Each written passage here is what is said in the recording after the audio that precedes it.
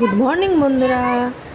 আজকে আবার চলে এলাম আপনাদের সাথে দেখা করতে। আরেকবার চেষ্টা করো, দেখেছেন আমার ছোট্ট পুরোটা নিজের জামা কাপড় নেই, সব আমার জামা কাপড় পছন্দ। যত মায়ের জামা কাপড় পরে ওর মজা।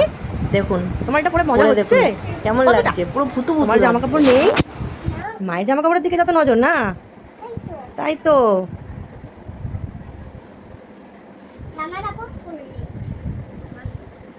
দেখি একটু হেসে দাও দেখি, ভুতু ভুতু ভুতু।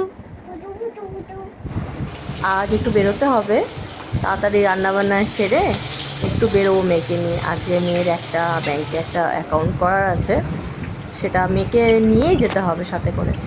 তো আজকে বেরিয়ে পড়েছি, যেমন ভাবা তেমনি কাজ।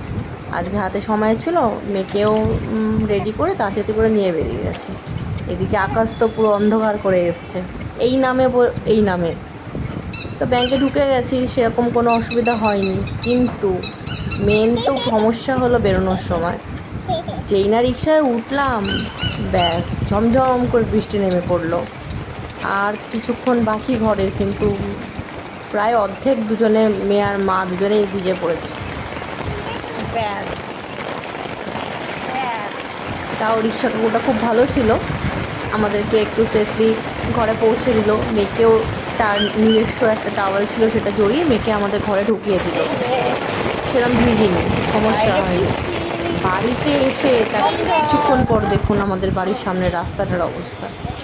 এত নাকি জল জমে কলকাতার শহরে, কী অবস্থা রাস্তার।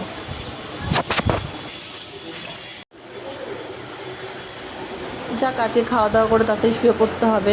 বিকালে আবার আমার বোনের, মানে আমার মামাতো বোনের আজকে বার্থডে, তাই জন্য আমরা পৌঁছে গেছি আজকে বার্থডে অনুষ্ঠানে। আর এখানে সব বার্থডে খাওয়ার আয়োজন হচ্ছে। কি রান্না হবে, মেনুতে ছিল চিকেন কষা আর ভেজ ফ্রাইড রাইস, তো সেটারই জোগাড় সব হচ্ছে। সব মজা করলাম গিয়ে। অনেক দিন পর আসলে সবার সাথে দেখা হলো, তো বেশ মনটা ভালোই লাগলো। ঘুরে আসলাম, সময়টাও কাটলো, একটু গল্প গুজব হলো, একটু কথা আদান প্রদান হলো। তার মধ্যে কেক কাটিংয়ের অনুষ্ঠান স্টার্ট হয়ে গেল। কেক কাটা এখানেও তো বেশ মজা হলো, সবাই মিলে মজা করে কেক কাটিং হলো, কেক খেলাম। তারপর সব গল্প গুজব করা শুরু হয়ে গেল।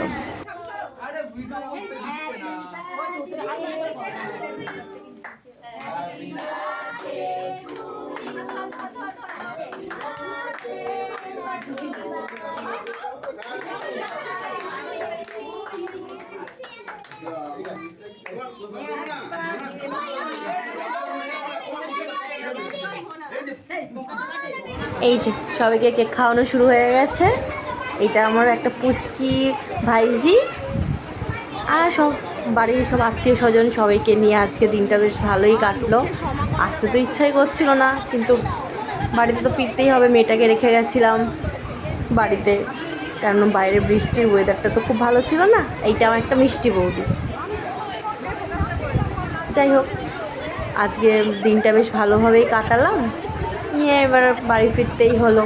মনটা একটু খারাপ লাগলো, আর একটু সময় কাটাতে পারলে ভালো হতো, কিন্তু সংসার তো আছে, বাড়ি ফিরতেই হবে, মেয়ে আছে বাড়িতে একা।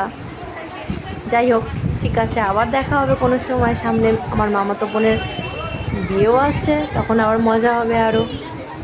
ঠিক আছে, আজ তাহলে আসি, টাটা, সবাই ভালো থাকবেন।